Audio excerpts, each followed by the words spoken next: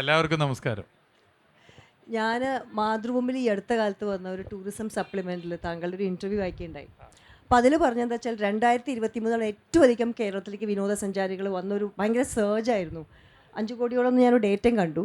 അത് 2022 നോക്കുമ്പോൾ ഒരു 19% കൂടുതലാണെന്നും കണ്ടു. അപ്പോൾ സാധാരണ നോക്കുകയാണെങ്കിൽ പാൻഡമിക് കഴിഞ്ഞൊരു റിവഞ്ച് ട്രാവലിംഗ് ഉണ്ടായിരുന്നില്ല, എല്ലാവരും പോയേ അടങ്ങും എവിടേക്കെങ്കിലും എന്നുള്ളത്. പക്ഷെ താങ്കളുടെ കാഴ്ചപ്പാടിൽ ഈ കേരളത്തിൽ ഈ ഒരു സർജ് എന്തായിരുന്നു? അല്ല, റിവഞ്ച് ടൂറിസം ഉണ്ടാകുമെന്ന് ഞങ്ങൾ നേരത്തെ കണ്ടിരുന്നു. റിവഞ്ച് ടൂറിസത്തെ ശരിയായ അർത്ഥത്തിൽ എൻകാഷ് ചെയ്യാൻ വേണ്ടി ഞങ്ങൾ ചില പദ്ധതികൾ പൊതുവെ എല്ലാവരുമായി ആലോചിച്ചു. ഈ മേഖലയിലുള്ള എല്ലാവരുമായി ആലോചിച്ച് പ്ലാൻ ചെയ്തിരുന്നു. ഈ ചുമതല വന്ന ഘട്ടത്തിൽ കോവിഡ് രൂക്ഷമായിരുന്നു. യഥാർത്ഥത്തിൽ ടൂറിസം മേഖല വെന്റിലേറ്ററിലായിരുന്നു എന്ന് വിശേഷിപ്പിക്കാം. പക്ഷേ ഞങ്ങൾ ഈ ക്രൈസിസ് പീരീഡ് കുറയുന്നതിനനുസരിച്ച് എന്ത് ചെയ്യാനാവും എന്നുള്ള നല്ല പദ്ധതികൾ ആവിഷ്കരിച്ചു. കേരളത്തിൻ്റെ എല്ലാ സാധ്യതകളും, ഇപ്പോൾ ബീച്ച് ടൂറിസം, നല്ല ബീച്ച് കേരളത്തിലുണ്ട്. പക്ഷേ അവിടെ നമുക്ക് അഡ്വഞ്ചർ സ്പോർട്സ്, വാട്ടർ സ്പോർട്സ് എത്രത്തോളം ഡെവലപ്പ് ചെയ്യാൻ പറ്റും? ഒന്നുമില്ലല്ലോ നമുക്ക് വാട്ടർ സ്പോർട്സ്. ഇപ്പോൾ ഗോവയിലേക്കൊക്കെ ഏറ്റവും അധികം പോകുന്നത് മലയാളികളാണ്. ഇവിടെ അതിൻ്റെ സൗകര്യങ്ങൾ വന്നാൽ ഇവിടേക്ക് തന്നെ ആളുകൾ കേന്ദ്രീകരിക്കുന്ന സ്ഥിതി വരും. അതിൻ്റെ ഭാഗമായി അതിനൊരു പ്രത്യേക പദ്ധതികൾ ആവിഷ്കരിച്ചു. ചില ബീച്ചുകളെ നമ്മൾ അങ്ങനെ തന്നെ തിരഞ്ഞെടുത്തു. ഇപ്പോൾ ഇന്നലെ വർക്കല ബീച്ചിന് വലിയ അംഗീകാരം കിട്ടിയിരിക്കുകയാണ്.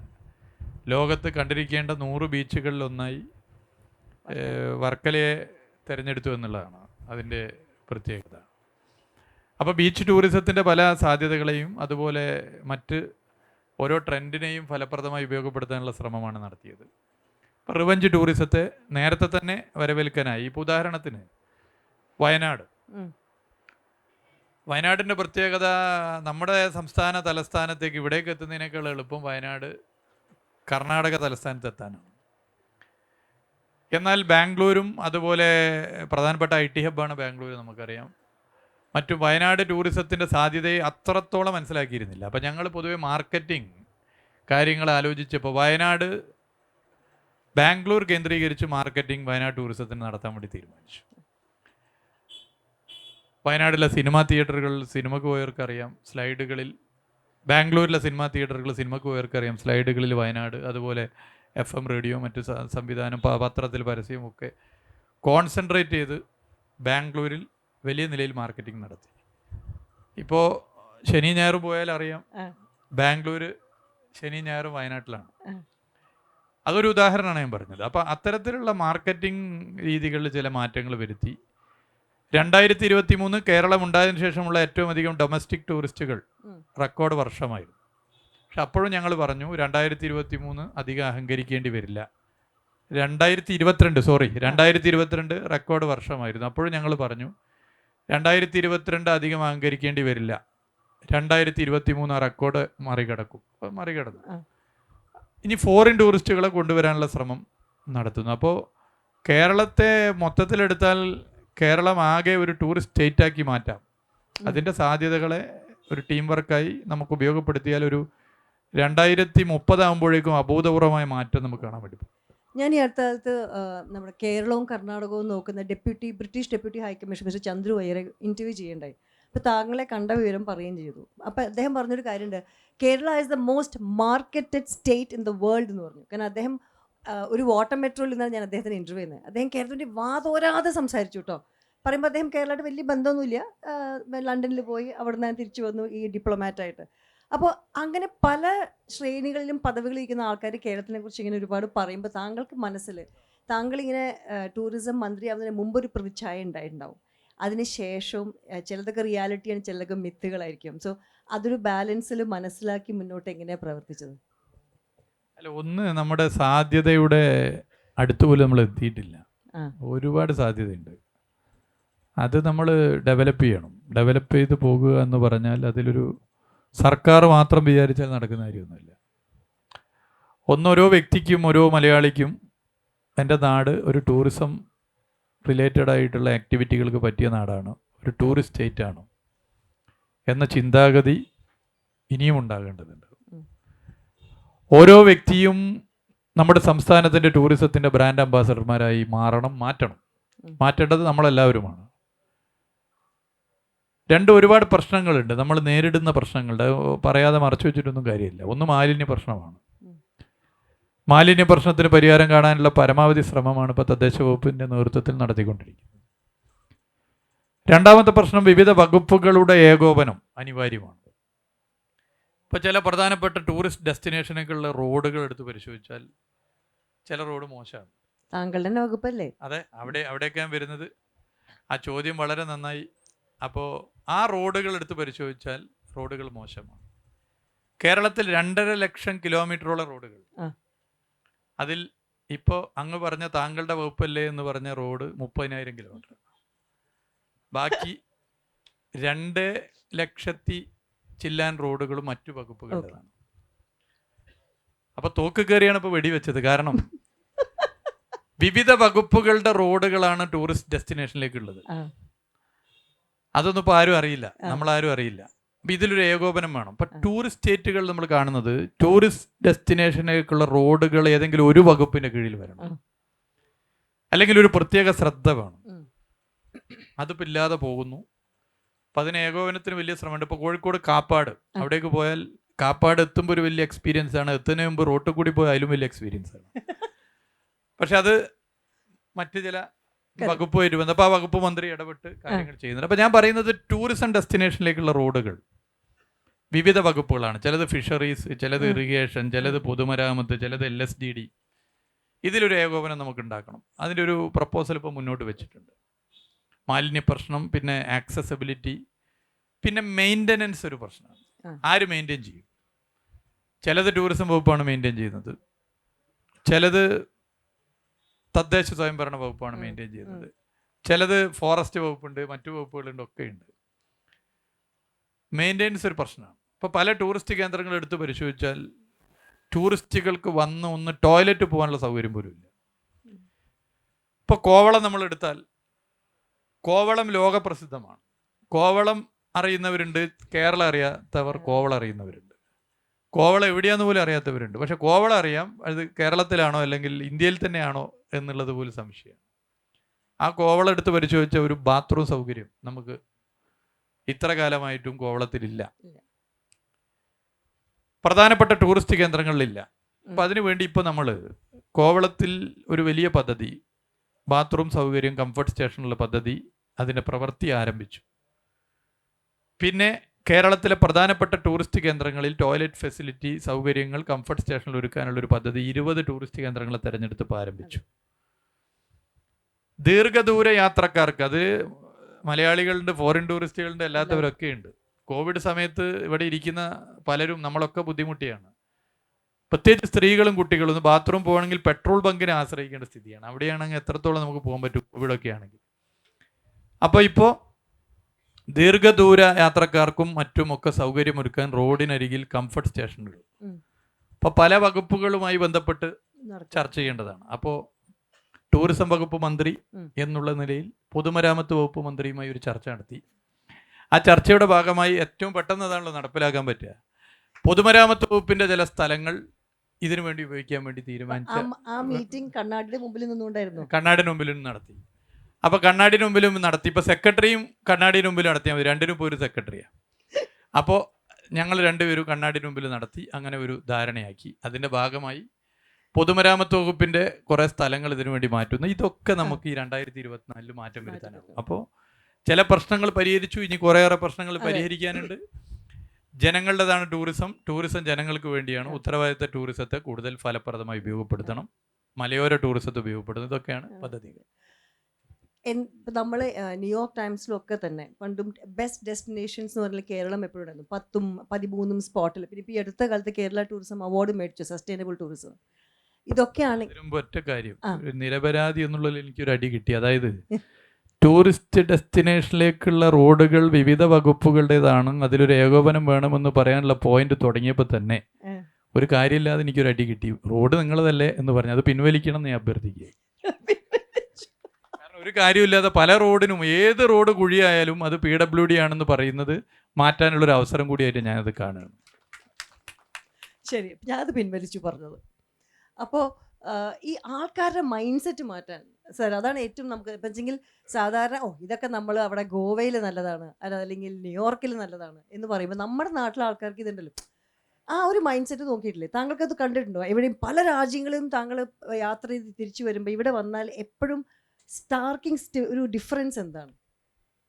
രണ്ട് പ്രശ്നമാണ്. ഒന്ന്, കേരളത്തിൽ കുറച്ച് നെഗറ്റിവിറ്റി കൂടുതലാണെന്നുള്ളൊരു വസ്തുതയാണ്. പല കാര്യത്തിലും ഒരു കൺസ്ട്രക്റ്റീവ് മൈൻഡും ഒക്കെയാണ് സാക്ഷര സമ്പന്ന കേരളമാണെങ്കിലും എന്തിൻ്റെയും നെഗറ്റീവിൻ്റെ പിന്നാലെ ഓടുന്നവരാണ് നമ്മൾ പൊതുവെ എല്ലാവരും. അതൊരു യാഥാർത്ഥ്യമാണ്. സോഷ്യൽ മീഡിയ തുറന്നു നോക്കിയാൽ ഇപ്പോൾ മതിയല്ലോ. വിദേശയാത്ര തന്നെ പറഞ്ഞാൽ ഞങ്ങൾ പറയാം, ഇപ്പോൾ വിദേശത്ത് പോയാൽ എന്ന് പറഞ്ഞില്ല, വിദേശത്ത് പോകുമ്പോൾ തുടങ്ങുമ്പോൾ നെഗറ്റീവ് തുടങ്ങി, തിരിച്ചെത്തുന്നവരൊരു മന്ത്രി നേരിടുന്ന പ്രശ്നങ്ങളുണ്ട്. അപ്പോൾ അതൊരു ഭാഗത്ത്. ഇപ്പോൾ നെഗറ്റീവ് ഞാൻ പറഞ്ഞുതരാം. ഒറ്റ സാധനം, ബീച്ച് ടൂറിസത്തെ ശക്തിപ്പെടുത്തണം. അതിന് വാട്ടർ സ്പോർട്സ് പലതും കൊണ്ടുവരണം എന്ന് തീരുമാനിച്ചു. അങ്ങനെ ഇപ്പോൾ പലതും ഇപ്പോൾ ഇങ്ങനെ വന്നുകൊണ്ടിരിക്കുകയാണല്ലോ, നിങ്ങൾ കാണുന്നുണ്ടല്ലോ. അപ്പോൾ 9 ജില്ലകളിൽ ഓരോ ജില്ലയിലും 1 എന്നുള്ള നിലയിൽ നമ്മൾ ഇത് കൊണ്ടുവരാൻ, ഫ്ലോട്ടിംഗ് ബ്രിഡ്ജ് കൊണ്ടുവരാൻ തീരുമാനിച്ചു. 9 ജില്ല: കാസർഗോഡ്, കണ്ണൂർ, കോഴിക്കോട്, മലപ്പുറം, തൃശ്ശൂർ, എറണാകുളം, ആലപ്പുഴ, കൊല്ലം, തിരുവനന്തപുരം. മറ്റ് 5 ജില്ലയോടൊന്നും വിരോധം ഉണ്ടായിട്ടില്ല, അവിടെ ബീച്ച് ഇല്ലാത്തതുകൊണ്ടാണ്, കടലില്ലാത്തതുകൊണ്ടാണ്. അപ്പോൾ ഈ 9 ജില്ലയിൽ 1 എന്നുള്ള നിലയിൽ ഫ്ലോട്ടിംഗ് ബ്രിഡ്ജ്. അത് കാസർഗോഡ് നിന്ന് ഇങ്ങനെ തുടങ്ങി ഇവിടെയും വന്നു. ഈ തൃശ്ശൂർ എത്തിയപ്പോൾ ചാവക്കാട് ഒരു ഫ്ലോട്ടിംഗ് ബ്രിഡ്ജ്. ആ ഭാഗത്തുള്ളവരുണ്ടെങ്കിൽ, അതെ നിങ്ങളുണ്ട്, ചാവക്കാട് ഫ്ലോട്ടിംഗ് ബ്രിഡ്ജ് ഒക്കെ വന്നു. ഞാനൊക്കെ അതിന് പോയിരുന്നു. അതിന് പോയി അതിലൂടെ നടന്നിട്ടൊക്കെയാണ് നടത്തുന്നത്. ഫോട്ടോ കണ്ടിരുന്നു. അതെ. ഈ കാലാവസ്ഥ മോശമെന്ന് പറഞ്ഞാൽ ഇതിങ്ങനെ ഊരിയെടുക്കാൻ പറ്റുന്നതാണല്ലോ, അവർ ഊരിയെടുക്കുകയായിരുന്നു. അത് ഏതൊരു മഹാൻ വീഡിയോയിൽ എടുത്തു. ഒരു പത്രത്തിന്റെ പിറ്റേ ദിവസം ഒരു ദിനപത്രത്തിന്റെ ഫ്രണ്ട് പേജിൽ ഫ്ലോട്ടിംഗ് ബ്രിഡ്ജ് ചാവക്കാട് തകർന്നു എന്നാണ് വാർത്ത. പക്ഷെ അവിടെല്ലാം ജനങ്ങൾ തന്നെ അതിന്റെ വീഡിയോ ഒക്കെ എടുത്ത് കൊടുത്തു. പക്ഷെ ഞാൻ പറയുന്ന ആ വാർത്ത ഗുണമാണോ ദോഷമാണോ? നമ്മുടെ നാടിന് ഗുണമല്ല. നമ്മുടെ നാട്ടിലേക്ക് ടൂറിസ്റ്റുകൾക്കോ അല്ലെങ്കിൽ ഒരു നവീനമായ ആശയം, അത് വലിയ പ്രയാസമാണ് നമ്മുടെ നാട്ടിൽ, എളുപ്പമല്ല. വിമർശകരാണ് കൂടുതൽ, നെഗറ്റീവ് പറയാൻ ആൾ കൂടുതൽ. അതിൽ ചില്ലറ എന്തെങ്കിലും തടഞ്ഞിട്ടുണ്ടാവും, അല്ലാതെ ഇങ്ങനെ ഒരു പദ്ധതി വരില്ല. ഇങ്ങനെയുള്ള ആശയങ്ങളും പിന്നെ എന്തെങ്കിലും ഒരു അപകട പ്രശ്നങ്ങൾ ഉണ്ടെങ്കിൽ അതിന്റെ കാരണം ആയിട്ട് വരും. അപ്പോൾ നെഗറ്റിവിറ്റി കുറച്ച് അധികമാണ്. പക്ഷെ അത് നമ്മൾ കാണുമ്പം ജനസംഖ്യയിലെ ഭൂരിപക്ഷം അതിൻ്റെ കൂടിയല്ല. ജനസംഖ്യയിലെ ഭൂരിപക്ഷവും പോസിറ്റീവ് മൈൻഡാണ്. എന്നാൽ പ്രകടനപരമായി കാര്യങ്ങൾ പരസ്യമായി പറയുന്ന ഈ ജനസംഖ്യയിൽ വരുന്ന ജനങ്ങളുടെ ഭൂരിപക്ഷം നെഗറ്റീവാണ്. അതാണ് പ്രശ്നം. സൈലൻ്റായി നിൽക്കുന്നവരാണ് ഭൂരിപക്ഷം പേരും. പോസിറ്റീവ് മനസ്സുള്ളവർ സൈലൻ്റാണ്. അവരിതൊക്കെ കാണുന്നുണ്ട്, എല്ലാ കാര്യങ്ങളും മനസ്സിലാക്കുന്നുണ്ട്, ഇതൊക്കെ വരേണ്ടതാണ്. പക്ഷെ അവർ പ്രകടിപ്പിക്കില്ല. അപ്പൊ അതാണ് നമ്മുടെ കരുത്ത്. എന്നെ സംബന്ധിച്ചിടത്തോളം ഞങ്ങളുടെ ഒരു ഫ്യൂവലാണത്, ഈ പോസിറ്റീവ് മൈൻഡുള്ള സൈലന്റ് ആയിട്ടുള്ള ആളുകൾ. അതുകൊണ്ടാണ് ധൈര്യത്തിൽ നമുക്ക് എല്ലാം പറയാനും മാധ്യമങ്ങളെ വിമർശിക്കാനും മാതൃഭൂമിന്റെ പരിപാടിയിൽ ഇരുന്ന് മാതൃഭൂമിനെ വേണമെങ്കിൽ വിമർശിക്കാനൊക്കെ ധൈര്യം കിട്ടുന്നത്. ജനങ്ങളിൽ ഭൂരിപക്ഷവും പോസിറ്റീവാണ്, സൈലന്റ് ആണ് എന്നുള്ളത്. മൈനോറിറ്റി മാത്രമാണ് പ്രകടിപ്പിക്കുന്ന കാര്യങ്ങൾ. അത് കേരളത്തിലൊരു മാറ്റം പൊതുവെ നമുക്ക് വരുത്തണം. കുറെ കൂടി നമ്മൾ പോസിറ്റീവായി കാര്യങ്ങളെ കാണണം, പോസിറ്റീവായി കാര്യങ്ങളെ ചർച്ച ചെയ്യണം. ഇപ്പൊ വിദേശയാത്ര പറഞ്ഞു, ഫ്രാൻസിൽ പാരീസിൽ പോയപ്പോഴാണ് അവിടെ ഒരാൾ പറഞ്ഞു നമുക്കൊരു സ്ഥലത്ത് പോകണ്ട. അങ്ങനെ പോയി നോക്കിയപ്പോഴാണ് ഒരു പാലം കണ്ടത്, ദീപാലംകൃതമായ പാലം. ആളുകൾ വരുന്നു, സെൽഫി എടുക്കുന്നു. അതിൻ്റെ അടുത്ത് ഒരു ചെറിയ പാർക്ക്, ചിലർ പാട്ട് പാടുന്നു. ചോദിച്ചപ്പോൾ അവിടുത്തെ പ്രാദേശിക കലാകാരന്മാർ ഒന്ന് പാട്ട് പാടുകയാണ്, കുട്ടികൾ കളിക്കുന്നു. ഇത് ഭയങ്കര മനസ്സിനൊരു സന്തോഷം തോന്നി. ഇവിടെ വന്നത് നടപ്പിലാക്കണമെന്ന് ഭയങ്കര ഒരു ആഗ്രഹം. പലയിടത്തും ചർച്ച നടത്തി. അങ്ങനെ എറണാകുളം ജില്ലയിൽ ഒരു പാലം തിരഞ്ഞെടുത്തു. തുടങ്ങിയപ്പോൾ അതിന് ചില പ്രശ്നം വന്നു. അപ്പോഴാണ് നേരത്തെ അറ്റകുറ്റപ്പണി നടത്തിയ ഫറൂഖ് പഴയ പാലം, അതിൻ്റെ ബ്രേസിങ്സ് ഒക്കെ പൊട്ടി വീണ് അതൊക്കെ പണി നടത്തി പെയിൻറ് ചെയ്തു. ആ പാലം തന്നെ എടുക്കാം എന്ന് തീരുമാനിച്ചു. ആ പാലം എടുത്തു. അവിടെ ഇപ്പോൾ ലൈറ്റിംഗ് വന്നു. തൊട്ടടുത്തൊരു ഒഴിഞ്ഞിടുന്ന പാർക്ക് ഉണ്ടായിരുന്നു. ആ പാർക്ക് ടൂറിസം വകുപ്പ് ഏറ്റെടുത്തു. ആ പാർക്ക് കുട്ടികൾക്ക് കളിക്കാനുള്ള സ്ഥലമായി ഒരു ചെറിയ സ്റ്റേജ് ഉണ്ടാക്കി. ആ സ്റ്റേജ് അവിടെ ഓൾറെഡി ഒരു ചെറുതുണ്ട്, അതൊന്നും കൂടി ഡെവലപ്പ് ചെയ്തു, സൗണ്ട്സ് കൊടുത്തു. ഇപ്പോൾ അവിടെ സ്ഥിതി എന്താ വെച്ചാൽ ആ ലൈറ്റിംഗ് കാണാനും അവിടെ പാട്ട് പാടാനും ഒക്കെ ആളുകൾ വരും. രാത്രി 12:30 മണി വരെ അവിടെ ആളാണ്. അപ്പോൾ നമുക്ക് യാത്രകളിലും വായനയിലും മറ്റ് സംസാരങ്ങളിലൊക്കെ ഇങ്ങനത്തെ പല അനുഭവം, അത് നടപ്പിലാക്കാൻ ഒരു ടീം വർക്ക് ഉണ്ടെങ്കിൽ നമുക്ക് വലിയ മാറ്റം കൊണ്ടുവരാൻ പറ്റും. താങ്കളുടെ ഒരു പദ്ധതി, ഒരു പഞ്ചായത്തിൽ ഒരു ഡെസ്റ്റിനേഷൻ, ഞാനതൊരു ഇന്റർവ്യൂവിൽ വായിക്കേണ്ടായി. അപ്പോൾ അതിനെ കുറിച്ച് എങ്ങനെയാണ്? ഒക്കെ മനസ്സിലാക്കിയിട്ടാണ് വരുന്നത്. പിന്നെ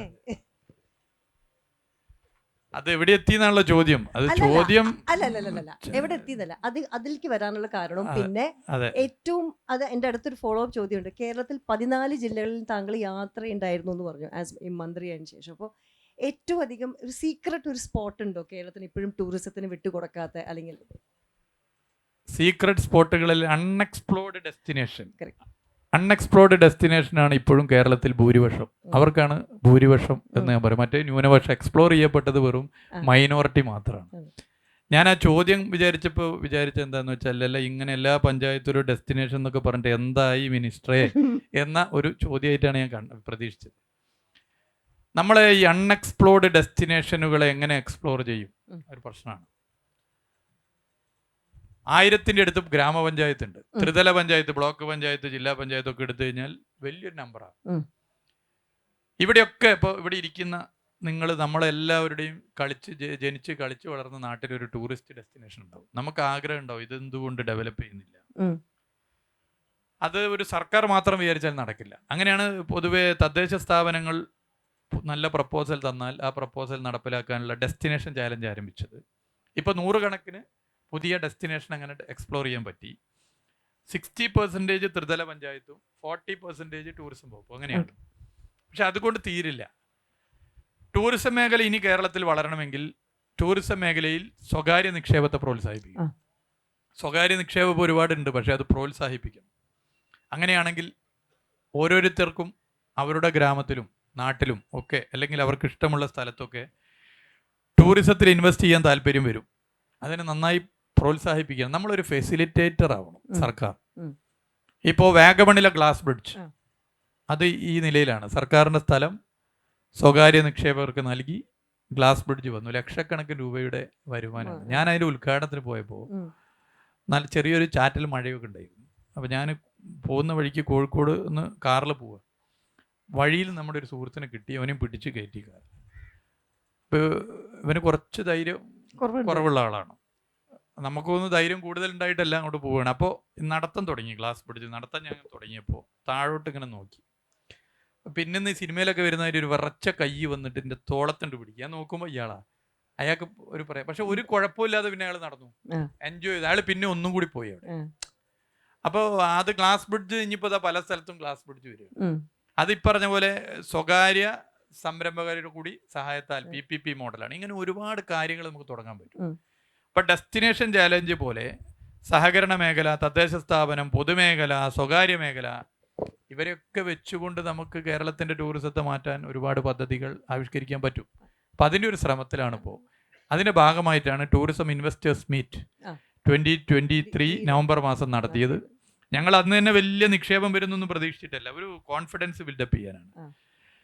കേരളത്തിൻ്റെ ടൂറിസം മേഖലയിൽ ഫണ്ട് നിക്ഷേപിക്കാൻ തയ്യാറാകുന്നവർക്ക് ആത്മവിശ്വാസം നൽകാൻ കുറച്ചൊരു പ്രൊഫഷണൽ സ്റ്റൈലിലാണ് നടത്തിയത്. ഒന്ന് അന്വേഷിച്ച് നോക്കിയാൽ മനസ്സിലാവും. വളരെ നല്ല നിലയിൽ ആണെന്നാണ് പൊതു അഭിപ്രായം.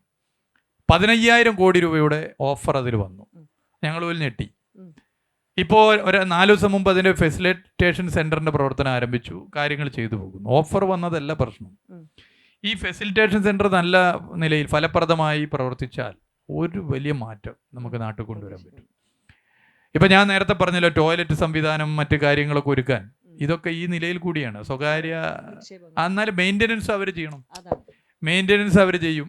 ആ നിലയിൽ ചെയ്തു പോയാൽ, ഇപ്പോൾ ബാത്റൂമൊക്കെ പ്രത്യേകിച്ച് മെയിൻറ്റെയിൻ ചെയ്ത് പോയില്ലെങ്കിൽ പിന്നെ ഒരിക്കൽ വന്നയാൾ പിന്നെ ജീവിതത്തിൽ വരില്ല. അപ്പം ആ നിലയിലേക്കുള്ള ഒരു മാറ്റം നമുക്ക് ഈ 2 വർഷം കൊണ്ടുവരാനാകും എന്ന് ഞാൻ പ്രതീക്ഷിക്കുന്നു. ടൂറിസം ഈസ് ഫുള്ളി ഡിജിറ്റൈസ്ഡ് എന്നുള്ളത് ഒരു കോൺവെർസേഷൻ താങ്കൾ പറയണ്ടായിരുന്നു. അപ്പോൾ ഈ ടെക്നോളജി എത്രത്തോളം താങ്കളുടെ ഡിപ്പാർട്ട്മെന്റിനെ സഹായിക്കുന്നുണ്ട്? യഥാർത്ഥത്തിൽ പൊതുമരാമത്ത് വകുപ്പ് ടെക്നോളജി 2.5 വർഷം ഉപയോഗപ്പെടുത്തിയതിൻ്റെ അത്ര ടൂറിസം വകുപ്പിന് ഉപയോഗപ്പെടുത്താൻ പറ്റിയിട്ടില്ല. ഞാനൊരു സെൽഫ് ക്രിറ്റിസിസം നടത്തുകയാണ്. പൊതുമരാമത്ത് വകുപ്പിൽ എന്തൊക്കെ പറഞ്ഞാലും റോഡുകളിൽ കുഴിയൊക്കെ ഉണ്ടാവും.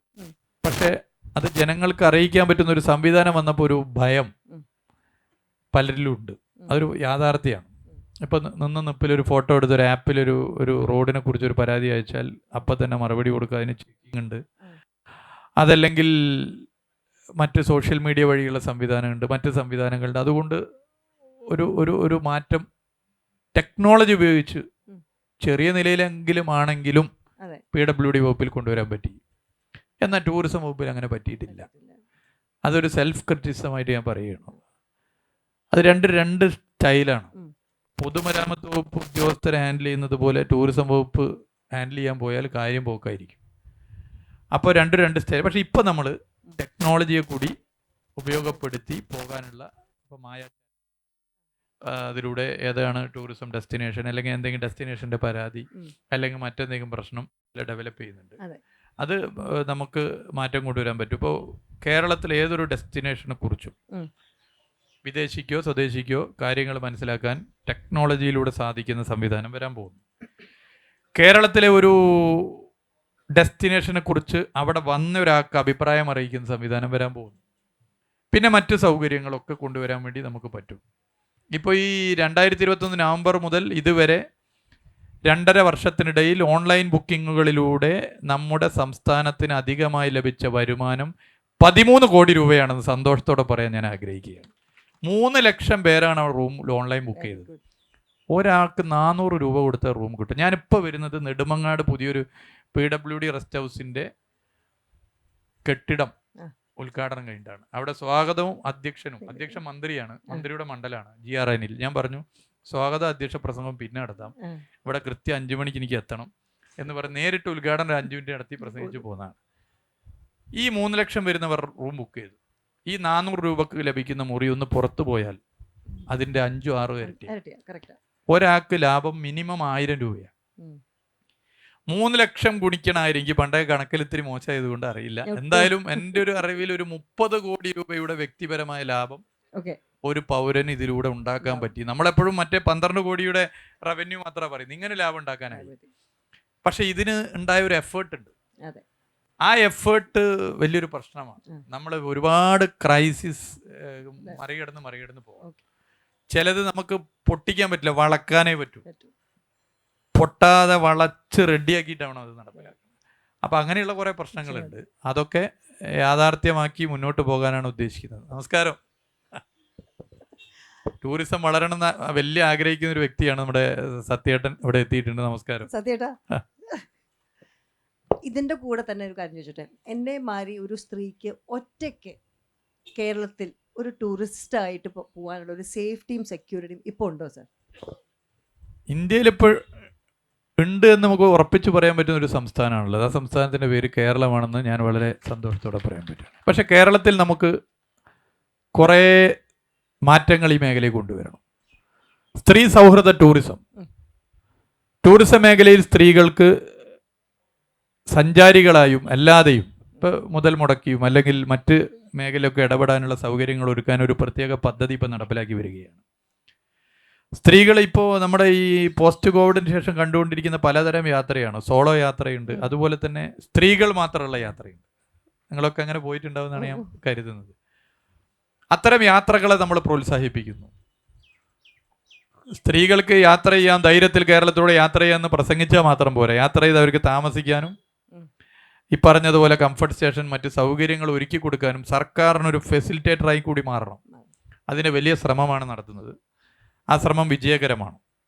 റെസ്പോൺസിബിൾ ടൂറിസം, ഉത്തരവാദിത്ത ടൂറിസം മിഷന്റെ നേതൃത്വത്തിൽ സ്ത്രീകളെ ടൂറിസത്തിൻ്റെ ബ്രാൻഡ് അംബാസഡർമാരാക്കി സ്ത്രീകൾക്ക് ശരിയായ അർത്ഥത്തിൽ ഇടപെടാൻ വേണ്ടി സാധ്യമാകുന്ന പല സംവിധാനങ്ങളും ഒരുക്കുന്നു. അപ്പോൾ സമയക്കുറവിൽ അത് വിശദീകരിക്കുന്നില്ല.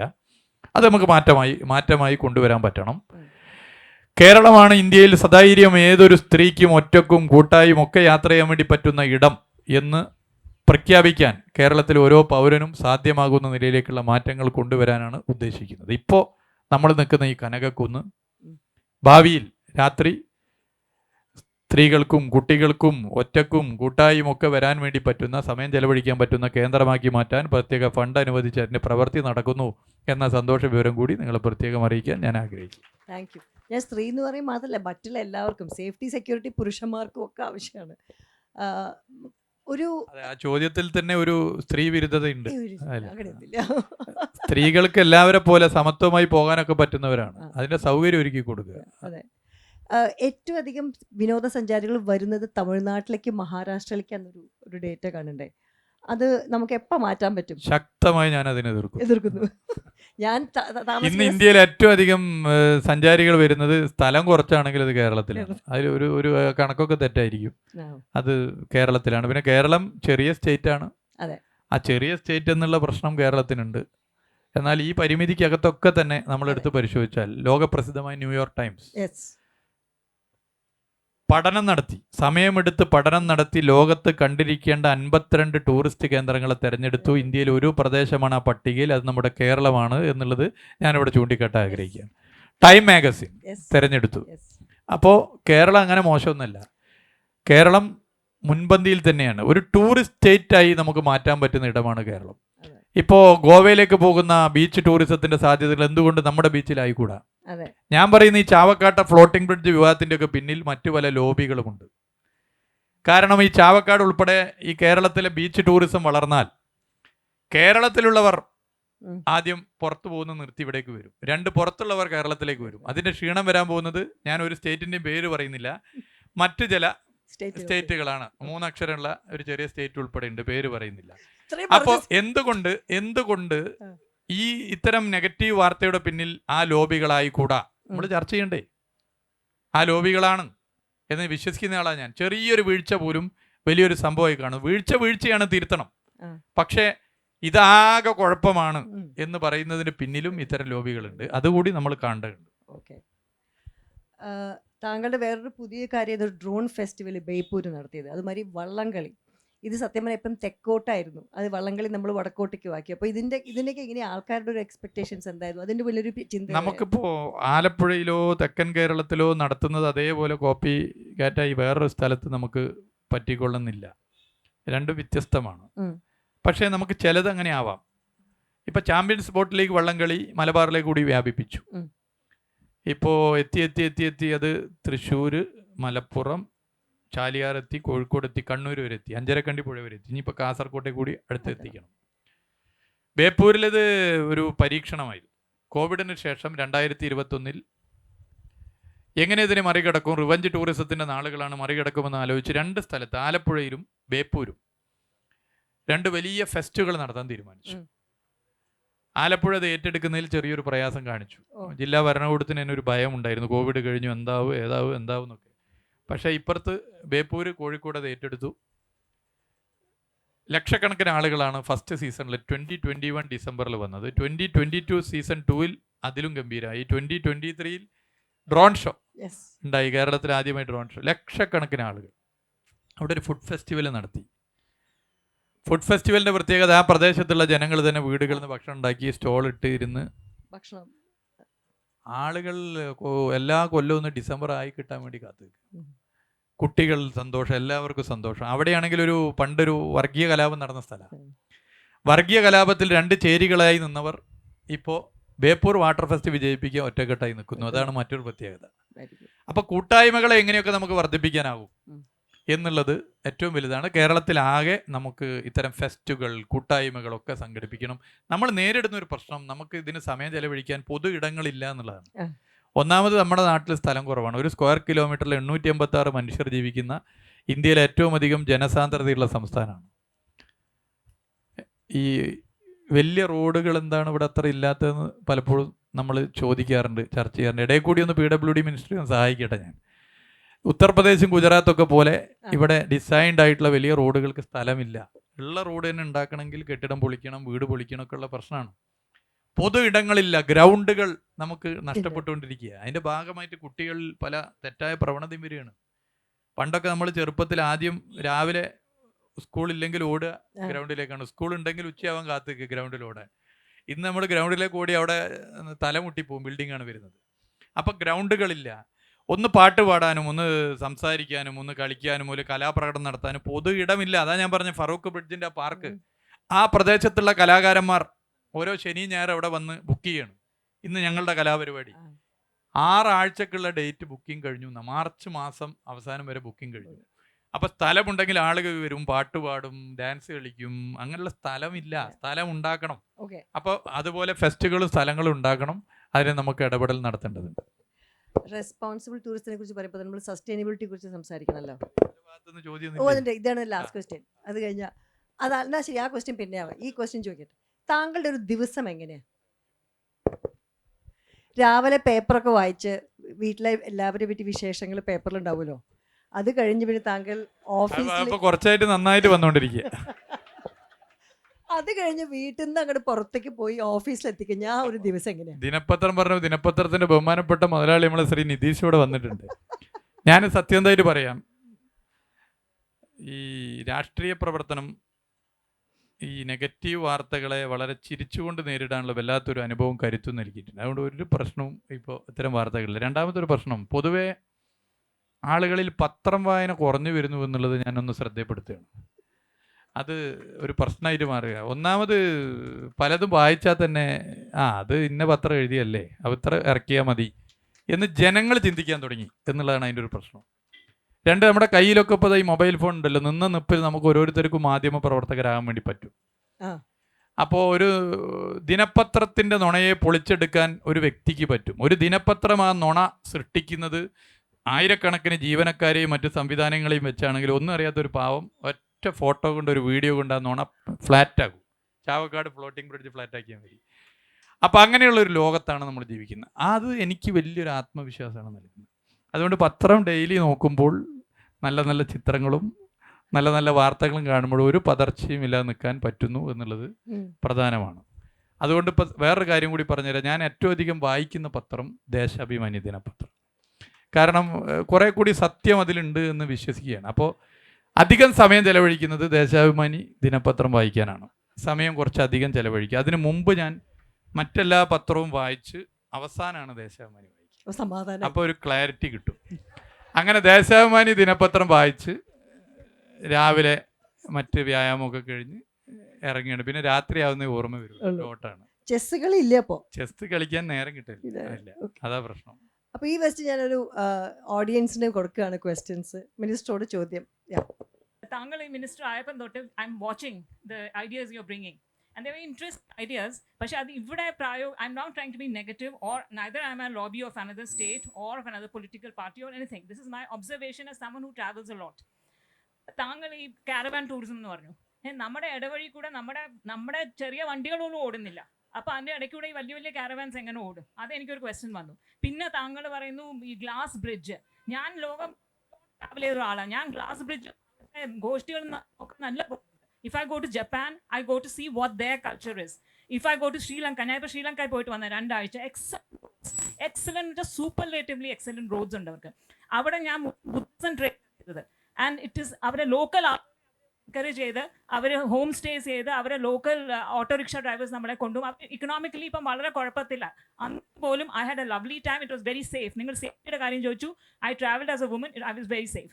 ഇവിടെ കൊണ്ടുവരുന്ന ഐഡിയാസിൽ എവിടുന്നോ കൊണ്ടുവന്ന് ഇവിടെ ചെയ്തിടുന്ന പോലെ എനിക്കൊരു തോന്നലുണ്ട്. അത് ഞാൻ ചുമ്മാ സൂചിപ്പിക്കുക. The other thing is about Kanakakkunnu. I am one of the people who have gone to court about this night life project. അത് ഞങ്ങൾ you are a random person. I think your political history is in Kozhikode. Kanakakkunnu എന്ന് പറഞ്ഞാൽ ഇതൊരു heritage സ്ഥലമാണ്. അത് ഇൻടാക്കിൻ്റെ heritage പ്രോപ്പർട്ടിയാണ്. ഇവിടെ എന്തെങ്കിലും പണി ചെയ്യണമെങ്കിൽ ആർട്സ് ആൻഡ് ഹെറിറ്റേജ് കമ്മീഷൻ ഒരു കമ്മീഷനുണ്ട്. അവരുടെ പെർമിഷൻ എടുത്ത് ഇതിനകത്ത് എന്തെങ്കിലും ചെയ്യാൻ പറ്റത്തുള്ളൂ. അവരുടെ പെർമിഷൻ ഇല്ലാതെ അവിടെ ഒരു ഗ്രൗണ്ടിനകത്ത് മിസ്റ്റർ നൂ has put up night life എന്ന് പറഞ്ഞൊരു സംഭവം തുടങ്ങി. And we had to stop it because if we had done that, this place would have become such a big goshti. അതുകൊണ്ട് ഞങ്ങൾ കോടതി പോയിരിക്കുക. And that is not easy for as a citizens. ഞാൻ താങ്കൾക്ക് നവകേരള സദസ്സിൽ I sent a letter. This letter I brought here. ഒരു കുന്നും നടന്നില്ല അതിനകത്ത്. Then I sent it to your email. I sent it to your email and to the chief minister's email, whatever I could get on the net. എനിക്ക് ഒന്നും, that more than a month and a half ago. എനിക്ക് ഒരു response. Today I have brought it with me and I'm going to give it to you, saying that please don't start night life inside Kanakunna. ഇതിനകത്ത് നൈറ്റിൽ ജീവിക്കുന്ന ഒരുപാട് ജീവികളുണ്ട്. ഇതൊരു peaceful place ആണ്. ഞങ്ങൾക്ക് ഇതൊരു പീസ്ഫുൾ പ്ലേസ് ആയിട്ട് വേണം. Every 2 months you are doing something here. ഇതൊരു മൈതാനമല്ല, ഇത് പുത്രിക്കണ്ട മൈതാനം അല്ല. കനകക്കുന്ന് വെച്ചാൽ ക്രുംബികൾ, ജോസഫ് ക്രുംബികൾ എന്ന് പറഞ്ഞാൽ ആർക്കിടെക്ട് ഡിസൈൻ ചെയ്ത ലോൺസ് അവിടെ ഉള്ളത്. ആ ലോൺസിനെ എങ്ങനെ നശിപ്പിച്ച് കളയുന്നത്? നമുക്ക് എന്തെങ്കിലും ഒരു അവയർനെസ് ഉണ്ടോ? ഞാൻ ഇതുകൊണ്ടായി I don't want to take up other people's time, but please listen to this. I will give you this letter. Please take it serious. And also നിങ്ങളൊരു കമ്മിറ്റി ഉണ്ടാക്കി ഞങ്ങളെ പോലത്തെ ആളുകളാണ് ഇട്ട് we will give you positive suggestions as to how to improve tourism. You know, how to bring in without doing goshtis. That is my simple suggestion and I'll give it open to other people. തുടക്കത്തിലെ mic കുറച്ച് തന്നെ സഹായിച്ചിരുന്നു. പക്ഷെ പുതിയ mic വന്നപ്പോൾ ഇന്നും കൂടി strong ആയി. ഒന്ന്, ആരാണ് ഇവിടെ നൈറ്റ് ലൈഫാണ് തുടങ്ങുന്നത്? ഇവിടുത്തെ പ്രകൃതി അല്ലെങ്കിൽ ഇതിൻ്റെ ഹെറിറ്റേജിനെയൊക്കെ തകർത്തിട്ടാണ് ഈ കനകക്കുന്നിൽ മാറ്റങ്ങൾ വരുത്തുന്നത്. നിങ്ങൾക്കെങ്ങനെ അങ്ങനെ ഒരു വിവരം കിട്ടി എന്നുള്ളത് എനിക്കറിയില്ല. അതെനിക്ക് തോന്നുന്നു അത് നിങ്ങൾ തന്നെ ഒരു ആത്മപരിശോധന നടത്തണം. അതെ, ഞാൻ അല്ല, ഇതിപ്പോൾ നൂഹല്ലല്ലോ ചർച്ചയിൽ പങ്കെടുക്കുന്നത്, ഞാനല്ലേ. അപ്പോൾ അത് ഞാൻ പറയട്ടെ, അത് എവിടെ നിന്നാണ് ഈ വിവരം കിട്ടിയെന്ന് അറിയില്ല. ഇവിടുത്തെ പ്രകൃതി ഭംഗിയെയും ഇവിടുത്തെ ഹെറിറ്റേജിനെയും ഒക്കെ തകർത്ത് ഇവിടെ ആകെ മോശമാക്കുന്ന നിലയിൽ ഒരു നൈറ്റ് ലൈഫ് കൊണ്ടുവരുന്നു എന്നുള്ള നിലയിലാണ് നിങ്ങൾ ഇപ്പോൾ ഇവിടെ പ്രകടിപ്പിച്ച വികാരം. അത് തെറ്റാണ്, ആ വികാരം തെറ്റാണ്. പക്ഷേ കനകക്കുന്ന് ഇതുപോലെ മാത്രം പോയാൽ മതി, ഒരു മാറ്റവും ഒരു വികസനവും ഇവിടെ വേണ്ട എന്നുള്ള അഭിപ്രായം ഈ നാട്ടിലെ ജനങ്ങൾക്കില്ല. ജനങ്ങളുടെ മനസ്സിൻ്റെ ഹോൾസെയിൽ ഏജൻ്റായി ആരും മാറരുത്. നിങ്ങൾ വ്യക്തിപരമായിട്ടല്ല ഞാൻ പറയുന്നത്. മാറ്റങ്ങൾ വേണമല്ലോ. എത്ര കാലമായി കനകക്കുന്നിങ്ങനെ? കനകക്കുന്നിൻ്റെ ഹെറിറ്റേജിനെ നിലനിർത്തിക്കൊണ്ട് കനകക്കുന്നിനെ ആകെ ജനങ്ങൾക്ക് ഉപയോഗിക്കാനും. എന്നാൽ ഇന്ന് നമ്മുടെ ലോകത്ത് വന്ന മാറ്റം നമ്മൾ കാണണ്ടേ? തൊഴിലിൻ്റെ സ്വഭാവത്തിൽ മാറ്റം വന്നു. നേരത്തെ നമ്മളൊക്കെ ചെറുപ്പത്തിലാണെങ്കിൽ വീട്ടിൽ വാപ്പ ജോലി കഴിഞ്ഞ് വന്നാൽ ഒരു ഫസ്റ്റ് ഷോ സിനിമക്ക് പോകും. ഫസ്റ്റ് ഷോ സിനിമ 6:30 മണിക്കാണ്. ഇന്ന് ജോലി കഴിഞ്ഞ് രക്ഷിതാക്കൾ വീട്ടിലെത്തുക എത്ര മണിക്കാണ്? ഒരു 8-9 മണിയാവും. കുട്ടികളായിട്ടൊന്ന് പുറത്ത് പോകാൻ എവിടെയാണ് നമ്മൾ പോകാനൊരു സ്ഥലം? കേരളത്തിൽ ഇങ്ങനെ പുറത്തു, ഈ തലസ്ഥാനത്തൊന്ന് പുറത്തു പോകാൻ ഒന്ന് ഇരിക്കാനുള്ളൊരു സ്ഥലം നിങ്ങൾ പറയൂ. അപ്പം ആ നിലയിലേക്ക് കനകക്കുന്നിനെ ആളുകൾക്ക് വന്നാലൊന്ന് കുറച്ചു നേരം ഇരിക്കാൻ പറ്റുന്ന ഒരു സ്ഥലമാക്കി മാറ്റുന്നതിൽ തെറ്റുണ്ടോ ഇല്ലയോ? തെറ്റുണ്ട് എന്ന് പറയുന്നവർ ന്യൂനപക്ഷമാണ്. ന്യൂനപക്ഷം പറയുന്നത് തള്ളണം എന്നുള്ള അഭിപ്രായം എനിക്കില്ല. പക്ഷേ കനകക്കുന്നിൻ്റെ പ്രകൃതിയെ സംരക്ഷിച്ച് കനകക്കുന്നിൻ്റെ സൗകര്യങ്ങൾ വർദ്ധിപ്പിക്കണമെന്നുള്ള എൻ്റെ അഭിപ്രായത്തോട് യോജിക്കുന്നവർക്കൊന്ന് കൈപൊന്തിക്കാം. നോക്ക് നിങ്ങൾ, ആളുകൾ അതിൻ്റെ കൂടെയാണ്. അപ്പോൾ അത് നമ്മൾ മനസ്സിലാക്കേണ്ടത്, നമ്മൾ അതിനെ ആകെ മോശമായി കാണും. 2, ശ്രീലങ്കയെക്കുറിച്ച് നിങ്ങൾ പറഞ്ഞു. ഈ ശ്രീലങ്കയെ കേരളമായിട്ട് ഉപമിക്കാൻ, ശ്രീലങ്ക പോലെയാവും കേരളം എന്നുണ്ട് വേറെ പ്രചരണം നടത്തിയിരുന്നു. അത് ഇപ്പോൾ ഈ ബഡ്ജറ്റോട് കൂടി അത് മാറി. അങ്ങനെയൊന്നല്ല വരാൻ പോകുന്നത്. കേരളത്തിലെ റോഡ് നിങ്ങളെടുത്തോ. നിങ്ങൾ കേരളത്തിലെ മോശ റോഡുകളുണ്ട്, വസ്തുതയാണ്. 2.25 ലക്ഷം കിലോമീറ്റർ റോഡ് കേരളത്തിലുണ്ട്. ഇത്ര ചെറിയൊരു സ്റ്റേറ്റിൽ ഗ്രാമങ്ങളിലേക്ക് പോലും റോഡുള്ള ഒരു സ്റ്റേറ്റ് ഇന്ത്യയിൽ വേറെ ഏതുണ്ട്? എൻ്റെ ചോദ്യമാണ്. ജനകീയാസൂത്രണം നടപ്പിലായി. ജനകീയാസൂത്രണം നടപ്പിലായതിനു ശേഷം അധികാര വികേന്ദ്രീകരണം വന്നു. അധികാര വികേന്ദ്രീകരണത്തിൻ്റെ ഭാഗമായി തദ്ദേശ സ്ഥാപനങ്ങൾക്കൊക്കെ റോഡുകൾ ഒക്കെ നിർമ്മിക്കാൻ പറ്റി. നമ്മുടെ ഗ്രാമാന്തരങ്ങൾ ടാറിട്ട റോഡുണ്ട്. ഉത്തരേന്ത്യയിലും മറ്റുങ്ങൾ പോയാൽ വലിയ വലിയ വീതിയുള്ള റോഡ് കാണാം, ദേശീയപാത കാണാം, അതിനുള്ള സ്ഥലമുണ്ട്. പക്ഷേ ഗ്രാമങ്ങളിലൂടെ സഞ്ചരിക്കണം. ഞാൻ ഗ്രാമങ്ങളിലൂടെ സഞ്ചരിച്ച ആളാണ്. ഗ്രാമങ്ങളിലെ റോഡുകൾ ദയനീയമാണ്. കേരളത്തിൽ അതിന് വ്യത്യസ്തമാണ്. ഈ കേരളത്തിൽ കാലാവസ്ഥ ഒരു പ്രശ്നമുണ്ട്, മറ്റ് ചില തെറ്റായ പ്രവണതകളുണ്ട്. ഇത് പരിഹരിക്കാൻ നമ്മൾ ശ്രമിച്ചുകൊണ്ടിരിക്കുകയാണ്. ആ ശ്രമത്തിൻ്റെ ഭാഗമായി കേരളത്തിലെ റോഡുകൾ ആകെ മോശമാണ് എന്ന പ്രചരണം ഞാൻ നേരത്തെ പറഞ്ഞ ദിനപത്രങ്ങളെയോ വിഷ്വൽ മീഡിയാസിനെയോ മാത്രമല്ല പറയുന്നത്, ബോധപൂർവം നടത്തുന്ന ഒരു പ്രചരണത്തിൻ്റെ ഭാഗമാണ്. കേരളത്തിലെ മഹാഭൂരിപക്ഷ റോഡുകളും നല്ല റോഡാണ്. അരിക്കൊമ്പം വരേണ്ടി വന്നു കേരളത്തിലെ ചില റോഡുകളുടെ മികവിനെ കാണിക്കാൻ വേണ്ടിയിട്ട്. അരിക്കൊമ്പം കേരളത്തിലെ റോഡുകളുടെ ബ്രാൻഡ് അംബാസഡർമാരായി. അപ്പോൾ കുഴപ്പങ്ങൾ നിങ്ങൾക്ക് പറയാം, പരിപാലനം മോശമായത് ചൂണ്ടിക്കാട്ടാം, ഉദ്യോഗസ്ഥരുടെ ഭാഗത്തുള്ള വീഴ്ച ചൂണ്ടിക്കാട്ടാം, കരാറുകാരുടെ ഭാഗത്തുള്ള വീഴ്ച ചൂണ്ടിക്കാട്ടാം. അത് ശ്രദ്ധിക്കാത്ത മന്ത്രിയാണെങ്കിൽ അത് നിശിതമായി വിമർശിക്കാം. എന്നാൽ ആകെ മോശമാണെന്ന് പറയുന്നത് തെറ്റാണ്. കനകക്കുന്നിൻ്റെ ഡെവലപ്മെൻറ്റുമായി ബന്ധപ്പെട്ട് ഏത് ചർച്ചക്കും സർക്കാർ തയ്യാറാണ്. മറ്റേത് തെറ്റായ വാദമാണ്. ഇവിടുത്തെ പ്രകൃതി ആകെ നശിപ്പിക്കുന്നു, ഹെറിറ്റേജ് ആകെ തകർക്കുന്നു, ഇതൊക്കെ തകർത്ത് തരിപ്പണമാക്കി ഒരു നൈറ്റ് ലൈഫ് കൊണ്ടുവരുന്നു എന്ന വാദം തെറ്റാണ്. പക്ഷേ നിലവിൽ ജനങ്ങൾക്ക് കൂടുതൽ സൗകര്യപ്രദമായി കൂടുതൽ സമയം ചെലവഴിക്കുന്ന നിലയിലേക്ക് കനകക്കുന്നിനെ മാറ്റി തീർക്കുക എന്നുള്ളത് നാടിൻ്റെ ആവശ്യമാണ്. അത് നടപ്പിലാക്കാൻ ഞങ്ങൾ എല്ലാ ശ്രമവും നടത്തും. ബാക്കി നമുക്കിത് കഴിഞ്ഞിട്ട് സംസാരിക്കാം. ഓക്കെ സാറേ, എനിക്ക് ചോദ്യമുണ്ട് സാർ. ബാക്കി നമുക്ക് സംസാരിക്കാം. നിങ്ങൾക്ക് അതുമായി ബന്ധപ്പെട്ട നിവേദനം വെച്ച് സംസാരിക്കാം. നിങ്ങൾ പറയുന്നത് മാത്രമാണ് ശരി എന്ന് വാശി പിടിക്കരുത്. സാർ, ഞാൻ വരുന്നത് കൊച്ചി മഹാനഗരത്തിൽ നിന്നാണ്. ഞാൻ താമസിക്കുന്ന അവിടെയാണ്. പക്ഷേ സൗത്ത് ഇന്ത്യയിലെ ഏറ്റവും വലിയ നഗരങ്ങളിലൊന്നായ കൊച്ചിയിൽ ഇതുവരെ നമ്മൾ പറഞ്ഞ പബ്ലിക് ടോയ്ലറ്റ് എന്നൊരു സംവിധാനമില്ല.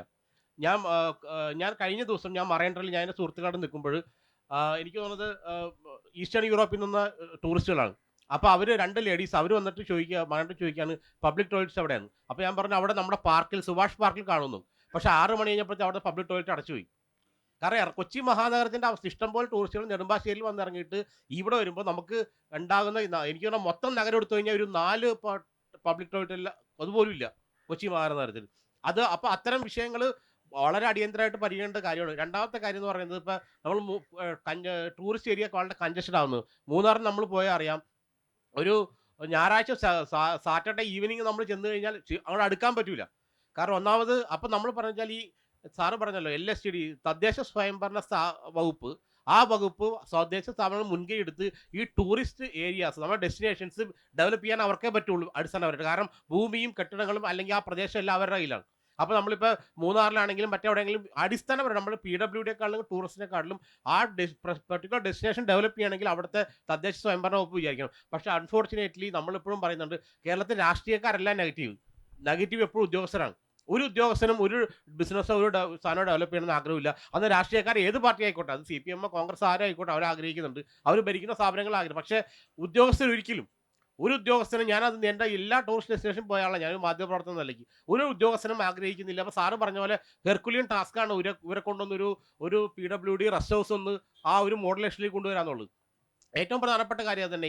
ഈ ടൂറിസ്റ്റ് ഡെസ്റ്റിനേഷൻസ് ഡെവലപ്പ് ചെയ്യേണ്ട അടിസ്ഥാനപരമായ ഉത്തരവാദിത്വം കാര്യങ്ങൾ സാർ LSTയുടെ ചുമതല ഏറ്റെടുത്താലും എനിക്ക് സന്തോഷം അക്കാര്യത്തിൽ. കാരണം ഇപ്പോൾ 3 വകുപ്പും കൂടെ ആയിരിക്കും സാറിന് കൂടുതൽ എളുപ്പമായിരിക്കും. പക്ഷേ ഇത് ഡെവലപ്പ് ചെയ്യാതെ ഈ വകുപ്പ് ഇത് സ്ഥലം ഡെവലപ്പ്. പിന്നെ രണ്ടാമത്തെ കാര്യം, ഈ കഞ്ചക്ഷൻ കുറയ്ക്കാം, ട്രാഫിക് കഞ്ചക്ഷൻ കുറച്ചേ പറ്റൂ. കാരണം മൂന്നാറിലേക്ക് ചെന്നാൽ ശരിക്കും ശ്വാസം മുട്ടും. പിന്നെ രണ്ടാമത്തെ അവിടെ പ്രശ്നം ടോയ്ലറ്റ് ഫെസിലിറ്റി ഇല്ല.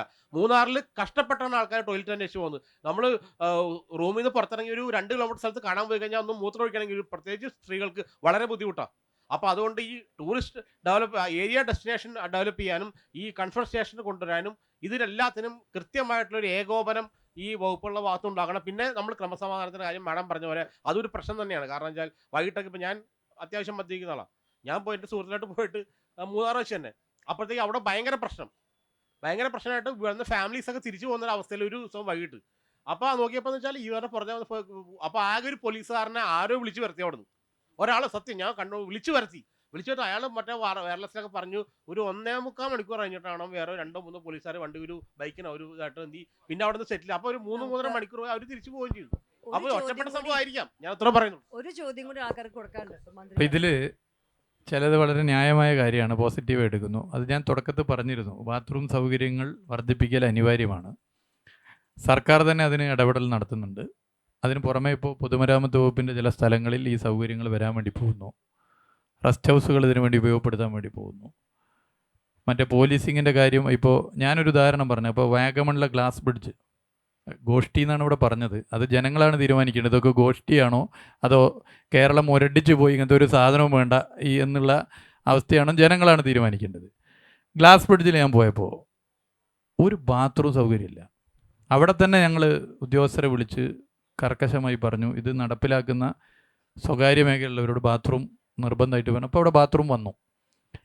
ബാത്റൂമുകൾ കുറവാണെന്നുള്ളതൊരു പ്രശ്നമാണ്. അത് പരിഹരിക്കപ്പെടേണ്ടതുണ്ട്. അത് പരിഹരിക്കാനുള്ള എല്ലാ ശ്രമവുമാണ് ഇപ്പോൾ നടത്തുന്നത്. ബാത്റൂം വന്നാൽ മാത്രം പോരാ, അത് മെയിൻറ്റെയിൻ ചെയ്യണം. അതൊരു പ്രശ്നമാണ്. അല്ലെങ്കിൽ ആളതിൻ്റെ ഉള്ളിൽ കയറില്ല, ആൾക്ക് കയറാൻ പറ്റാത്ത അവസ്ഥയാണ്. അപ്പം അതിന് ശ്രമം നടത്താം. പോലീസിങ്ങും ഈ പറഞ്ഞതുപോലെ ടൂറിസം പോലീസിങ് കുറച്ചുകൂടി പൊളൈറ്റ് പോലീസിങ് കൂടി നമുക്ക് കൊണ്ടുവരണം. അത് ആ നിലയിൽ നമുക്ക് ആലോചിക്കാം. അതിന് പുതിയ തലമുറയെ ഉപയോഗപ്പെടുത്താനാണ് ആഗ്രഹിക്കുന്നത്. പുതിയ തലമുറ എന്ന് പറയുമ്പോൾ ടൂറിസം ക്ലബ്ബ് ഇപ്പോൾ ഇവിടെയുണ്ട്, അതിൻ്റെ കുട്ടികളുണ്ട്. ടൂറിസം ക്ലബിനെ ഫലപ്രദമായി ഉപയോഗപ്പെടുത്താനുള്ള നീക്കങ്ങളുമായിട്ടാണ് നടക്കുന്നത്. അതിലൂടെ നമുക്ക് പരിഹരിക്കാനാകും എന്നാണ് ശ്രമിക്കുന്നത്. നമസ്കാരം സാർ, എൻ്റെ പേര് വരദേത് എന്നാണ്. അപ്പോൾ ഈ ഫെബ്രുവരി 14 ആക്കുളം ടൂറിസ്റ്റ് വില്ലേജിൽ ഗ്ലാസ് ബ്രിഡ്ജ് ഓപ്പൺ ആവുകയാണല്ലോ. അപ്പോൾ നമുക്ക് ഈ ടൂറിസം മേഖലയിൽ സാധാരണ ജനങ്ങൾക്ക് എൻജോയ് ചെയ്യാൻ വേണ്ടി തടസ്സം നിൽക്കുന്ന ഒരു കാര്യമാണ് ടിക്കറ്റ് നിരക്ക്. ഇപ്പോൾ വാഗമണ്ണിൽ മുതിർന്നവർക്ക് 500 രൂപയും കുട്ടികൾക്ക് അതിൻ്റെ പകുതിയാട്ട്. ഇപ്പോൾ 2-3 കുട്ടികളുള്ള പാരൻസിന് അതൊരു വലിയ ബുദ്ധിമുട്ടാവൂലേ? അപ്പോൾ കുട്ടികൾക്ക് ടിക്കറ്റ് നിരക്ക് 100 രൂപയോ അല്ലെങ്കിൽ കുട്ടികൾക്ക് ടിക്കറ്റ് വേണ്ട എന്ന ഒരു സംവിധാനം കൊണ്ടുവരികയോ? ഇത് കുറേ കുട്ടികളിൽ ഏതോ അച്ഛനും അമ്മയും എഴുതി കൊടുത്താണോ സംശയമുണ്ട്. എന്തായാലും അത് വളരെ ന്യായമായ ചോദ്യമാണ് മോളെ ചോദ്യം. മോളെ ഞാൻ നേരത്തെ പരിചയപ്പെട്ടിരുന്നു. വാഗമണിൽ 500 എന്നിട്ട് ഇടപെട്ടൊരു 250 ആക്കി അവരറിഞ്ഞോ? അറിഞ്ഞിട്ടില്ല. പരമാവധി നമുക്ക് ശ്രമിക്കാം, കാര്യങ്ങൾ പരിശോധിക്കാം, കുട്ടികൾക്ക് എന്ത് സൗകര്യം ചെയ്തു കൊടുക്കാം. ടേക്ക് എ ബ്രേക്ക് എന്നുള്ള എല്ലാ സ്ഥലത്തും ഓപ്പൺ ചെയ്തിട്ട് എന്താ ഉണ്ടായത് സാർ? നമുക്കത് പരിശോധിക്കാം. ഇതൊരു പ്രധാന പ്രശ്നമാണ്. ബാത്റൂം സൗകര്യം ടൂറിസ്റ്റ് ഡെസ്റ്റിനേഷനിലും ദീർഘദൂര പ്രത്യേകിച്ച് റോഡ് യാത്രക്കാർക്കും ഒരുക്കുക എന്നുള്ളത് ഒരു പ്രധാന പ്രശ്നമാണ്. നിലവിലുള്ളതും നമുക്ക് ടേക്ക് എ ബ്രേക്കും മറ്റു സംവിധാനം ഒരുക്കാനുള്ള കാര്യങ്ങൾ നടപ്പിലാക്കാൻ പറ്റും എന്നാണ് ഒരു ആത്മവിശ്വാസം. വാക്കി ട്രൈബ് എന്ന് പറഞ്ഞൊരു സ്കിം ബോർഡിംഗ് കമ്മ്യൂണിറ്റി നടത്തുന്നുണ്ട് കേരളത്തിൽ. എൻ്റെ അറിവിൽ എൻ്റെ ഒരു സുഹൃത്ത് നടത്തുന്ന മറ്റൊരു കമ്മ്യൂണിറ്റി മാത്രമേ ഇന്ത്യയിലുള്ളൂ. അതായത് മൊത്തത്തിൽ 2 കമ്മ്യൂണിറ്റിയാണ് ഇന്ത്യയിലുള്ളത്.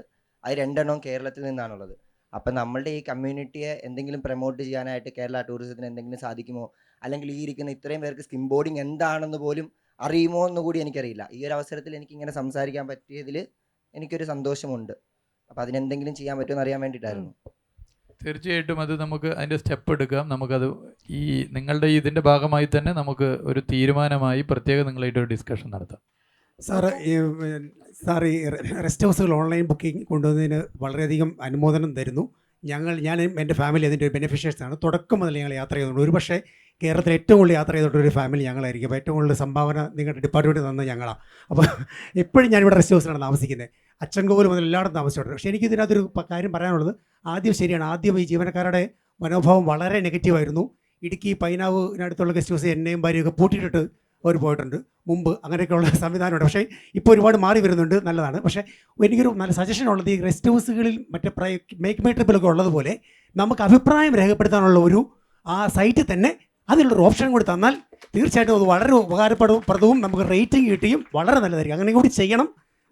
ഒന്നുകൂടി പ്രശംസിക്കുന്നു. നല്ല നിർദ്ദേശമാണ്. ഇപ്പം തന്നെ സോഷ്യൽ മീഡിയയിലും മറ്റുമായിട്ട് പലരും അഭിപ്രായങ്ങൾ അയക്കുന്നുണ്ട്. ചില ഞെട്ടുന്ന അഭിപ്രായങ്ങളാണ്. അത് പരിഹരിക്കാൻ ശ്രമിച്ചുകൊണ്ടിരിക്കുകയാണ്. ഈ ഒരു സംവിധാനം ഒരുക്കപ്പോൾ തീരുമാനിച്ചിട്ടുണ്ട്. അധികം വൈകാതെ ഇത് കൊണ്ടുവരാൻ വേണ്ടി പറ്റും.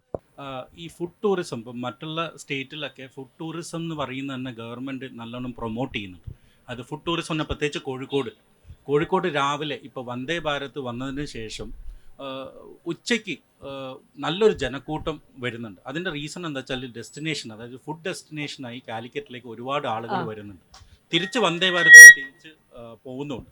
പക്ഷേ നമ്മൾ ഈ മേഖല ബാക്കിയുള്ളവർ വരുമ്പോൾ നമ്മളൊരു ട്രഡീഷണൽ റെസ്റ്റോറൻറ്റ് സ്റ്റൈലോ അല്ലെങ്കിൽ ഡൈനിങ് സ്റ്റൈലാണ്. ഇപ്പോൾ ബീച്ച് ഡൈനിങ് എന്ന് പറഞ്ഞൊരു കോൺസെപ്റ്റ് ഉണ്ട്.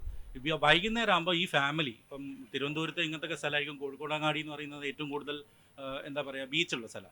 അവിടെ ഈ കോസ്റ്റൽ ഏരിയയിലൊക്കെ റൂഫ് ഡൈനിങ് എന്ന് പറഞ്ഞൊരു കോൺസെപ്റ്റ് കൊണ്ടുവരാൻ നോക്കിയപ്പോൾ ഈ സർക്കാർ തലത്തിൽ അങ്ങനത്തെ എന്തെങ്കിലും ഒരു കാര്യം ചെയ്യണം. കാരണം വെച്ചാൽ ഇപ്പോഴും അവിടുത്തെ മുനിസിപ്പാലിറ്റിയിലും കോർപ്പറേഷനിലെല്ലാം പഴയ ട്രഡീഷണൽ രീതിയിലുള്ള ലൈസൻസിങ് ആണ്. അപ്പോൾ അങ്ങ് ടൂറിസത്തെ പറ്റി ഇങ്ങനെ പറയുമ്പോൾ ഒരുപാട് ആളുകൾ വരുന്നുണ്ട്. പക്ഷേ എല്ലാവരുടെ അടിസ്ഥാന സാധനമാണ് നല്ല ഭക്ഷണം കൊടുക്കുക എന്നുള്ളത്. അപ്പം ആ മേഖലയിലും കൂടി അങ്ങ് ഇടപെടണമെന്ന് അപേക്ഷിക്കുന്നു. നല്ല ചോദ്യമാണ്. ഈ കോഴിക്കോടിൻ്റെ പ്രത്യേകത ഭക്ഷണത്തിനൊരു പ്രത്യേക കേന്ദ്രമാണ്. രാവിലെ പുലർച്ചെ അല്ലെങ്കിൽ രാവിലെ ഒരു 7 മണിക്കൊക്കെ ബിരിയാണി ഹോട്ടലിൽ കിട്ടുന്ന ലോകത്തെ തന്നെ ഒരു സ്ഥലം കോഴിക്കോടായിരിക്കും അല്ലേ? സംശയമില്ലല്ലോ. ഇപ്പോൾ ട്രെയിനും കൂടി വന്നപ്പോൾ ഭക്ഷണം കഴിച്ചു പോകുമെന്ന് പറഞ്ഞു ട്രെയിനിൽ വന്നിട്ട്. എന്തായാലും അത് വളരെ ന്യായമായൊരു ചോദ്യമാണ്. അതിന് ചില ശ്രമം നടത്തിയിരുന്നു. അതിനനുഭവിച്ച പ്രയാസങ്ങളൊക്കെ അങ്ങേക്ക് അറിയാം എന്ന് ഞാൻ കരുതുന്നു. അപ്പോൾ എല്ലാത്തിനും തടസ്സങ്ങളും പ്രശ്നങ്ങളും ഉണ്ടാവും. പക്ഷേ അതിനെ നമ്മൾ പരിഹരിച്ച് ബോധ്യപ്പെടുത്തി പോവുക എന്നുള്ളത് നല്ലൊരു സജഷനാണ്. നമുക്കത് ആലോചിക്കാം. Thank you so much. നമ്മുടെ സമയം കഴിഞ്ഞിരിക്കുന്നു. And thank you and give a big hand minister Shri Muhammad Riyas and a big hand to her as well. Thank you so much. എന്താ പേര്? അഞ്ജനയ്ക്ക് പ്രത്യേകം ഒരു. അപ്പോൾ എല്ലാവരോടും നന്ദി, നമസ്കാരം. നല്ല ചോദ്യങ്ങളാണ് വന്നത്.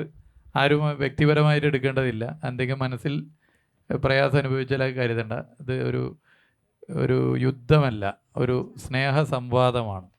നിങ്ങളുടെ ഓരോ വിമർശനങ്ങളും അല്ലെങ്കിൽ നിർദ്ദേശങ്ങളും അല്ലെങ്കിൽ അഭിപ്രായങ്ങളും കൂടുതൽ കരുത്താണ് നൽകിയിട്ടുള്ളത്, കൂടുതൽ വേഗത്തിൽ ഓടാനുള്ള ഊർജ്ജമാണ് നൽകിയിട്ടുള്ളത്. നന്ദി, നമസ്കാരം.